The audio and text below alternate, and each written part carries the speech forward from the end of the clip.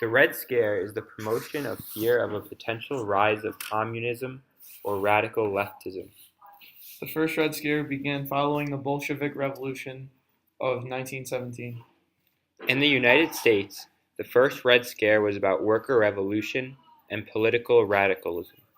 Several hundred immigrants with radical political views were rounded up and deported by the federal government in 1919 and 1920. The scare was caused by the fear of subversion by communists in the United States after the Russian Revolution.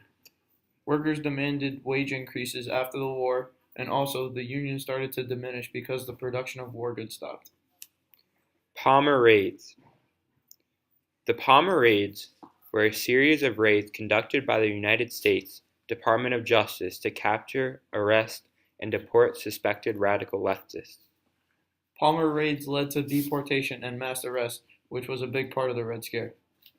The raids were made up of strikes, riots, and anarchist bombings. The raids were mainly fueled by social unrest following the World War I and by Attorney General A. Mitchell Palmer. The raids in the 1920s showed how Americans felt threatened by the existence of communists in the United States. It was a portrayal of overzealous security efforts set forth by Palmer and Edgar Hoover. Sacco and Vanzetti. On April 15, 1920, a paymaster for a shoe company in South Braintree, Massachusetts, was shot and killed along with his guard. Sacco and Vanzetti were both Italian Americans and were convicted of robbery and murder of the man. Although the argument brought against them were mostly disproven in court, the trial took place during the Red Scare, so the jury was against them. If it wasn't for the Red Scare, both Sacco and Vanzetti would have been pled innocent by the jury because they were never even proven guilty. The trial showed how unlawful and biased the people at the time were. There was nowhere near enough evidence to accuse the two Italian men of the crime.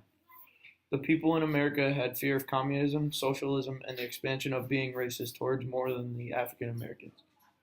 In 1925, the KKK met for one of the largest rallies ever held. Modern America shows a drastic difference from the old traditional ways in the 1920s. The cultural pluralism has backlash from the 1920s. Now women have the right to vote and there is equal rights for all. At the time in the 1920s, the KKK and other organizations prevented immigrants and African Americans from social equality and well-being. Thank you very much. I hope you enjoyed this.